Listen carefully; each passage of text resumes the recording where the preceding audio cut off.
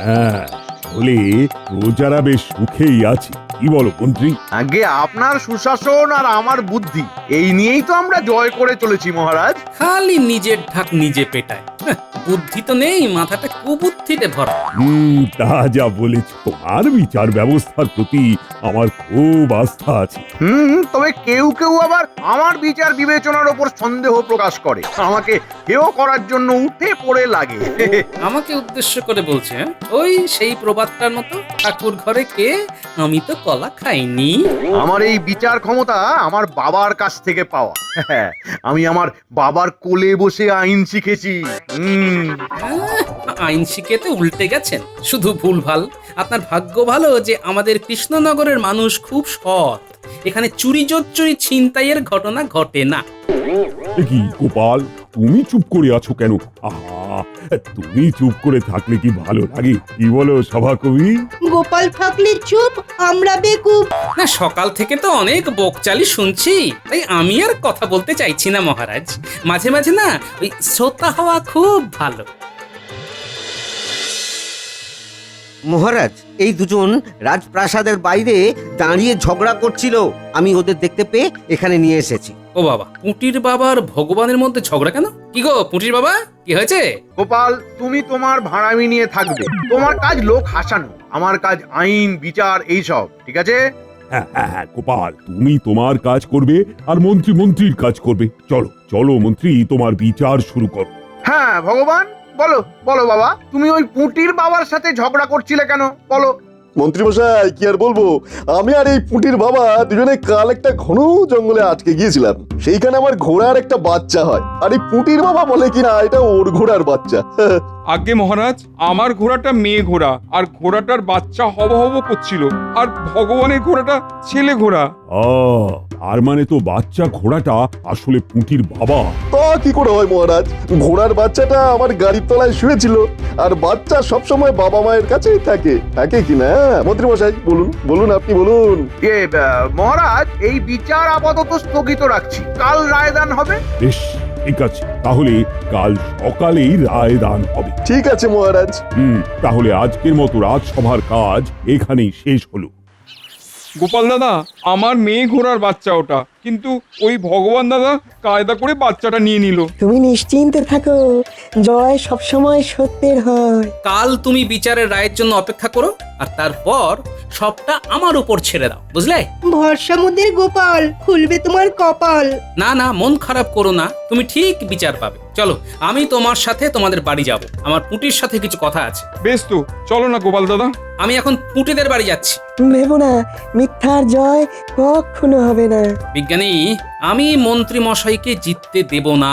আজ মন্ত্রী মশাই আইন এবং বিচার নিয়ে অনেক বললেন, আমাকে চুপও করিয়ে দিলেন। কিন্তু মন্ত্রী মশাই ভালো করেই জানেন যে গোপাল চুপ করে থাকার লোক নয়। চললাম বিজ্ঞানী, সভাকবি, আমার এখন অনেক কাজ, চলি গো।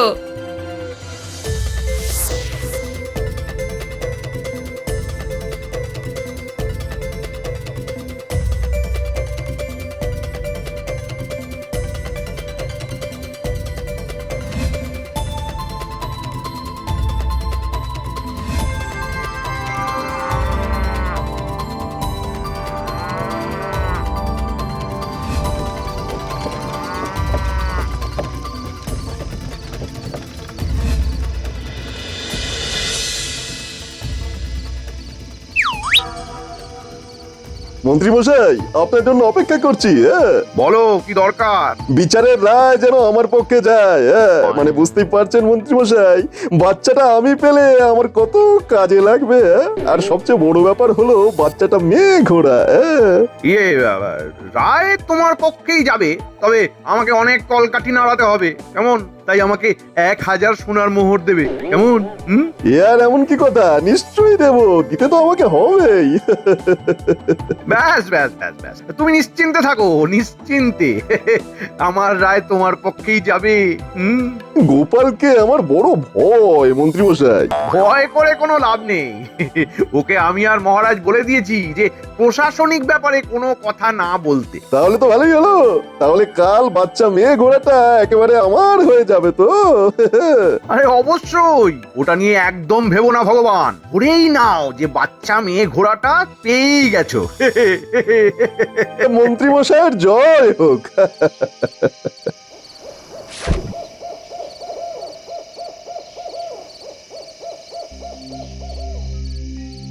গোপাল দাদা, এবার কি করব বলো? ভগবান মিথ্যে বলে ঘোড়ার বাচ্চাটাকে নিয়ে নিল।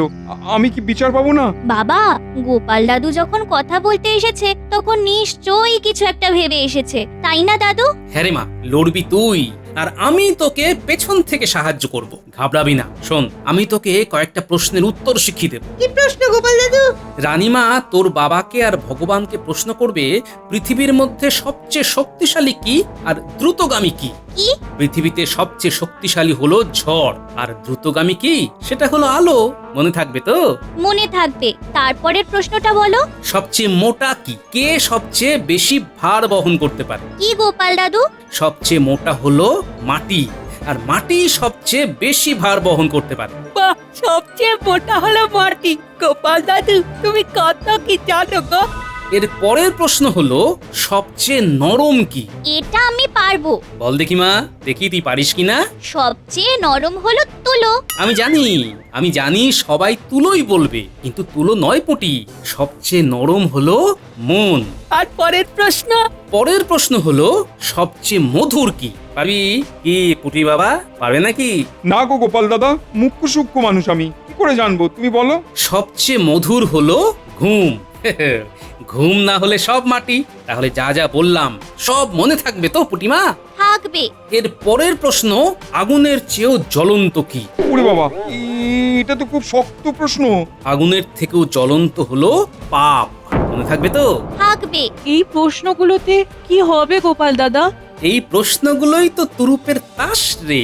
দেখ না, এই প্রশ্নগুলো যখন রানীমা ভগবান আর তোর বাবাকে করবে, তখন ভগবান কি উত্তর দেবে সেটা নিয়ে আমি মোটেও ভাবিত নই। কিন্তু পুটির বাবা, তোমাকে বলি, যে প্রশ্ন আর উত্তরগুলো শুনলে সেগুলো তুমি বলবে না। তুমি বলবে আমি মুখ্য মানুষ, আমি কি করে এত সব জানবো? তোমাদের ভাববার সময় দেবেন রানীমা 3 দিন। এরপর আর বলতে হবে না, আমি সব বুঝে গেছি। তারপর আমি আমার ঘোড়ার বাচ্চা ফিরে পাবো। পাবে পাবে পাবে। তার আগে কত নাটক হবে। দেখো না, জীবনটাই তো নাটক। সব নাটকের পর ঘোড়ার বাচ্চাটা পেলেই হলো, ব্যাস। আমি এবার চলি। আমি এখন মহারাজা রানীমার সাথে দেখা করে আসি। আসল খেলাটা তো ওইখানেই। চলি গো, আসি রে বাচ্চারা।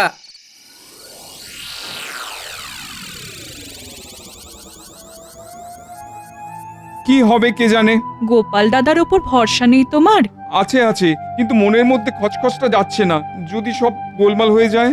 সব কিছু ঠিক করে দেবে আমাদের গোপাল দাদু, আমি তাই নিশ্চিন্তে আছি।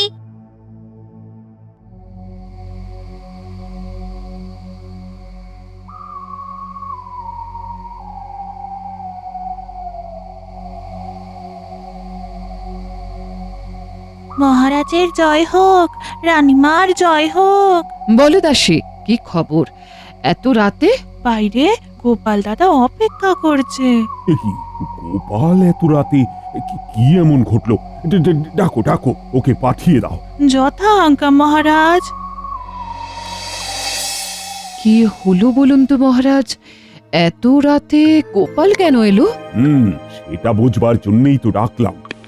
মহারাজ রানীমার জয় হোক। বলো গোপাল, কিসের জন্য এত রাতে আমাদের কাছে এলে? কোনো বিপদ? রানীমা, একটা বিশেষ আর্জি নিয়ে আপনার কাছে এসেছি। আমার কথাটা ভালো করে শুনুন। বলো গোপাল, তুমি নিঃসংকোচে বলো।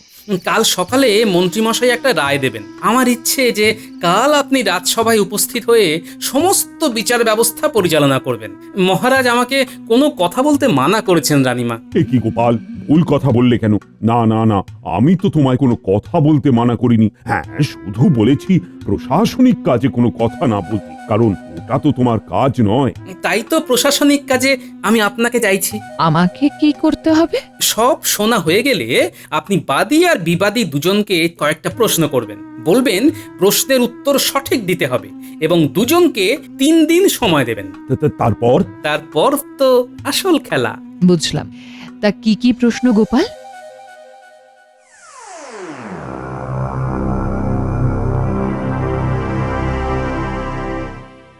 তার মানে যখন ঘোড়াটা বাচ্চা দেয় তখন তুমি ঘুমিয়ে পড়েছিলে? হ্যাঁ মন্ত্রী মশাই, সারাদিনের ক্লান্তিতে দু চোখে ঘুম জড়িয়ে এসেছিল, তাই আমি দেখিনি ঘোড়ার বাচ্চা দেওয়া। মহারাজ, তার মানে পুঁটির বাবা দেখেনি ঘোড়ার বাচ্চা দেওয়া। ভগবান, এবার তুমি বলো, তুমি কি বাচ্চা হতে দেখেছো? আমিও ঘুমিয়ে পড়েছিলাম, কিন্তু হঠাৎ আমার ঘুমটা ভেঙে যায়, দেখি আমার ঘোড়ার গাড়িটা থেকে বাচ্চাটা বের হচ্ছে। কি, ঘোড়ার গাড়ি থেকে বাচ্চা বের হচ্ছে? এও কি সম্ভব? হ্যাঁ রানীমা, প্রথমে আমিও বিশ্বাস করিনি, ভাবছিলাম বোধহয় আমি স্বপ্ন দেখছি। চিমটির পর চিমটি কেটে, চিমটির পর চিমটি কেটে যাচ্ছি। দেখুন না হাতের অবস্থা, দেখুন না, সারা হাত একবারে লাল চাকা চাকা দাগে ভর্তি। যত সব। মহারাজ, সবকিছু শোনার পর এবার রায় দেবার পালা। রায় দেবার আগে আমার কিছু বলার আছে। কি বলার আছে রানীমা? আমি দুজনকে প্রশ্ন করব, প্রশ্নের উত্তর পাবার পর রায় দান। তার মানে এখন রায় দান হবে না? নাও নাও রানী, ওদের দুজনকে প্রশ্নগুলো করে ফেলে। আমার প্রথম প্রশ্ন, পৃথিবীর মধ্যে সবচেয়ে শক্তিশালী কি আর দ্রুতগামী কি? আমার দ্বিতীয় প্রশ্ন, সবচেয়ে মোটা কি? কে সবচেয়ে বেশি ভার বহন করতে পারে? তৃতীয় প্রশ্ন, সবচেয়ে নরম কি? চতুর্থ প্রশ্ন, সবচেয়ে মধুর কি? আর শেষ প্রশ্ন, আগুনের থেকে জ্বলন্ত কি? আমি তোমাদের 3 দিন সময় দেব। 3 দিন পর আমি তোমাদের উত্তর শুনবো, তারপর রায় দান। রানীমা, বিচারের সাথে এই প্রশ্নের কি কোনো সম্পর্ক আছে? আছে, সেটা উত্তর দেবার দিন বুঝতে পারবে। মহারাজ, এখন ঘোড়ার বাচ্চাটিকে আপনার আস্তাবলে নিয়ে আসার আদেশ দিন মহারাজ। খুব ভালো বলেছ রানী। প্রহরী, বাচ্চা ঘোড়াটাকে আমার আস্তাবলে অত্যন্ত যত্নের সঙ্গে নিয়ে যাও, আর সহিসকে বলো ওর যেন ঠিক মতো যত্ন হয়। হ্যাঁ, তাহলে আজকের মতো সভা এখানেই সমাপ্ত হলো, কেমন?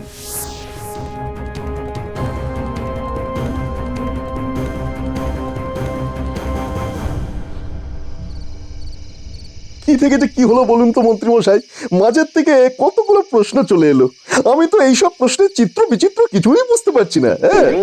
ভগবান ভগবান, তুমি মোটেও ভেবো না, সব প্রশ্নের উত্তর আমি জানি। তোমাকে ভালো করে উত্তরগুলো বলছি, তুমি কাগজে লিখে ভালো করে মুখস্থ করে নাও, কেমন? কিন্তু আমার প্রশ্ন এরকমটা ঘটলো কেন? হঠাৎ রানীমা চলে এলেন, আমি না এর মধ্যে গোপালের ষড়যন্ত্র দেখতে পাচ্ছি। না না না না, এর মধ্যে গোপাল নেই। গোপাল নেই। গোপালকে কিরকম দাবড়িয়ে বসিয়ে দিয়েছি দেখছো না? ওকে কোনো কথা বলতে দিয়েছি? হ্যাঁ, না না না না না, এই ব্যাপারে কিছু করতে দিয়েছি দেখেছো? তুমি বরং উত্তরগুলো লিখে ভালো করে মুখস্থ করো। তুমি এই বাজিতে জিতে গেছো ভগবান। বলছেন? বলছি, নাও নাও নাও, প্রশ্নের ঝাঁপিটা খুলে ফেলো। প্রথম প্রশ্ন, পৃথিবীতে সবচেয়ে শক্তিশালী কে আর দ্রুতগামী কে? এটাও একটা প্রশ্ন হলো? এ তো খুব সহজ প্রশ্ন, খুব সহজ। ওই পালোয়ান সিং, ওর গায়ের কি জোর জানো? হ্যাঁ, পালোয়ান সিংটা কে আবার? আমি তো নামই শুনিনি। তুমি নাম শোনোনি? তাহলে থাক। বাঘ, হ্যাঁ, বাঘই হলো পৃথিবীতে সবচেয়ে শক্তিশালী। হাতি কি দোষ করলো? হাতি হলো সবচেয়ে শক্তিশালী। হ্যাঁ, আরে আরে, ঠিক বলেছো, ঠিক ঠিক ঠিক ঠিক ঠিক, হাতি হলো সবচেয়ে শক্তিশালী। হ্যাঁ, আর দ্রুতগামী? ঘোড়া। ঘোড়ার চেয়ে আর কে দ্রুত গতিতে চলে? ঠিক, এটা একদম ঠিক বলেছেন।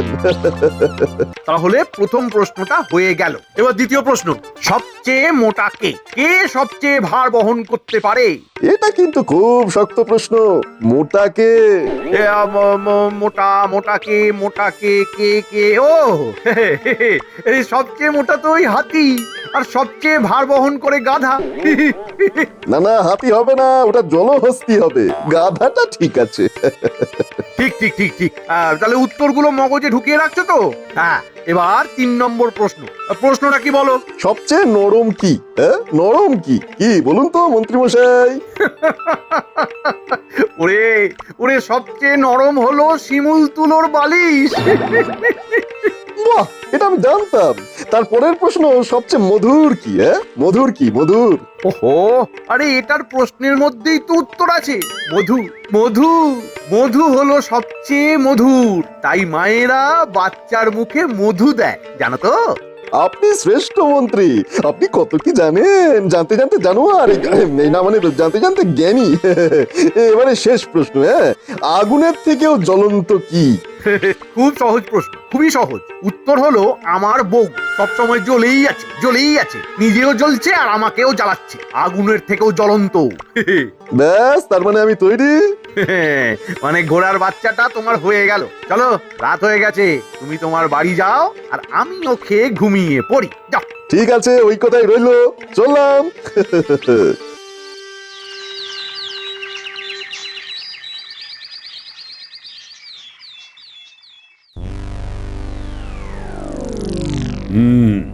আজ তাহলে রায়দানের দিন। বাচ্চাটা কার, ঘোড়ার না ঘোড়ার গাড়ির, এর বিচার হবে। তোমাদের নিশ্চয়ই জানা আছে যে রানীমা 5টি প্রশ্ন করেছিলেন। এবার ভগবান আর পুঁটির বাবার থেকে রানী তার উত্তর নেবেন। প্রথমে ভগবান তোমাকে উত্তরগুলো জিজ্ঞাসা করি। বলো, আমার প্রথম প্রশ্ন, পৃথিবীতে সবচেয়ে শক্তিশালী আর দ্রুতগামী কে? হাতি। হাতি হলো সবচেয়ে শক্তিশালী, আর হরিণ হলো সবচেয়ে দ্রুতগামী। কি ঠিক বলেছি রানীমা? পরের প্রশ্ন মনে আছে? রানীমার মুখ দেখে তো কিছুই বুঝতে পারছি না, উত্তরটা তো ঠিকই দিয়েছি। পরের প্রশ্ন, সবচেয়ে মোটা কে, সবচেয়ে ভার বহন করে কে? নাও, এবার কি উত্তর দেবে বাবা ভগবান? সবচেয়ে মোটা হলো জলহস্তি, আমরা যাকে জলের হাতি বলি। কি দিল ভগবান, জ্ঞানের পোড়া কাঠ। আর সবচেয়ে ভার বহন করে কে? গাধা। আমার খুব কষ্ট হচ্ছে, প্রাণ খুলে হাসতে পারছি না। আরে, গোপাল মুচকি মুচকি হাসছে কেন? তবে কি উত্তরগুলো ভুল হচ্ছে? না না না, উত্তর তো ঠিক আছে। পরের প্রশ্ন, সবচেয়ে নরম কি? শিমুল তুলোর বালিশ। পরের প্রশ্ন, পৃথিবীতে সবচেয়ে মধুর কি? রানীমা, এটার প্রশ্নের মধ্যেই উত্তর লুকিয়ে আছে। তাই? তা কি লুকিয়ে আছে? মধু। মধুরের মধ্যে লুকিয়ে আছে মধু। বাহ, কি অসাধারণ পংক্তি! মধুরের মধ্যে লুকিয়ে আছে মধু, কলসি কাঁখে নিয়ে যায় গ্রামের বধূ। এবার কি শেষ প্রশ্ন? হ্যাঁ মহারাজ, এবার শেষ প্রশ্ন, আগুনের চেয়ে জ্বলন্ত কি? মন্ত্রী মশাইয়ের স্ত্রী। মানে মন্ত্রীগিন্নি কি করে হলো আগুনের চেয়ে জ্বলন্ত? ওই তো মন্ত্রী মশাই বললেন যে ওনার বউ সর্বদা জ্বলেই আছে, নিজেও জ্বলছে আর সবাইকে জ্বালাচ্ছে। এবার পুঁটির বাবা প্রশ্নের উত্তর দাও। রানীমা, আমি একদম মুখ্য সূক্ষ্ম মানুষ, আমি এত শক্ত শক্ত প্রশ্নের উত্তর দিতে পারবো না, তাই আমি পুঁটিকে নিয়ে এসেছি। তুমি এই শক্ত শক্ত প্রশ্নের উত্তর দিতে পারবে? পারবো। তাহলে বলো। আমি সব প্রশ্নগুলো জানি রানীমা, আপনাকে আর কষ্ট করে বলতে হবে না। ঠিক আছে, তবে বলো। রানীমা, আপনার প্রথম প্রশ্ন, পৃথিবীতে সবচেয়ে শক্তিশালী আর দ্রুতগামী কি? উত্তর হলো সবচেয়ে শক্তিশালী ঝড় আর দ্রুতগামী হলো আলো। অসাধারণ। তার মানে আমার উত্তরটা ভুল ছিল।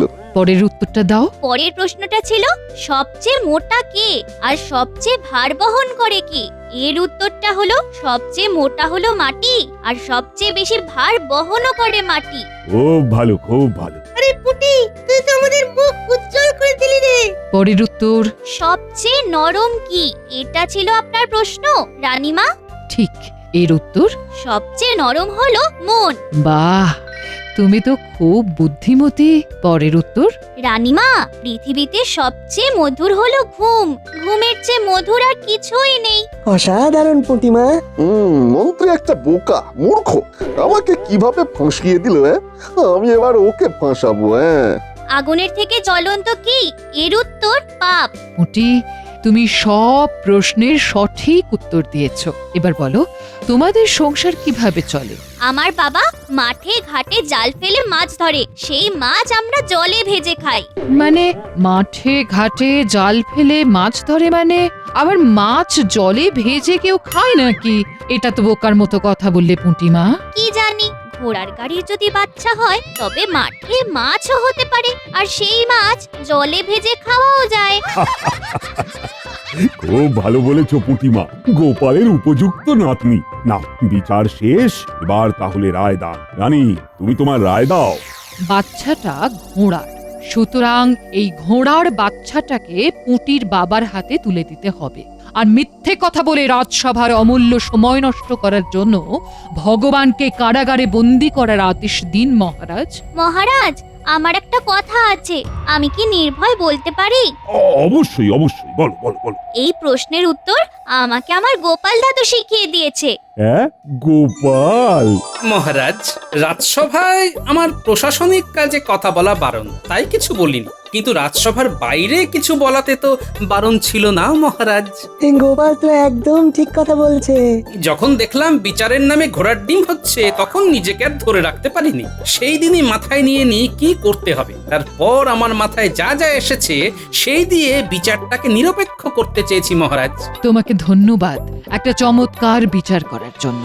প্রহরী, এই ভগবানকে এক্ষুনি কারাগারে নিক্ষেপ করো। মহারাজ, আমি যদি দোষী হই তাহলে মন্ত্রীমশাইও সমান দোষী। উনি আমাকে জিতিয়ে দেওয়ার জন্য 1000 সোনার মোহর চেয়েছেন এবং আমি দিয়েওছি। হ্যাঁ। আর মন্ত্রী, একই শুনছি তোমার নাম। ছি ছি ছি ছি। প্রহরী, মন্ত্রী মশাইকেও কারাগারে বন্দি করো। যাও, তোমরা তো দুজনে চোরে চোরে মাস্তুতো ভাই। যাও, এবার গলা চড়াচড়ি করে কারাগারে কাটাও। আমাকে আমাকে ক্ষমা করুন মহারাজ, আমাকে ক্ষমা করুন। না না না, কোনো ক্ষমা নেই। অসৎ কাজ করবার সময় মনে থাকে না? যাও যাও, তোমার মুখ আর আমি দেখতে চাই না। আর করবো না মহারাজ, আমাকে ক্ষমা করে দিন। আর গোপাল, তোমাকে তোমার এই চমৎকার বিচারের জন্য এই যে 500 সোনার মোহর উপহার দিলাম। জয় গোপালের জয়। জয়।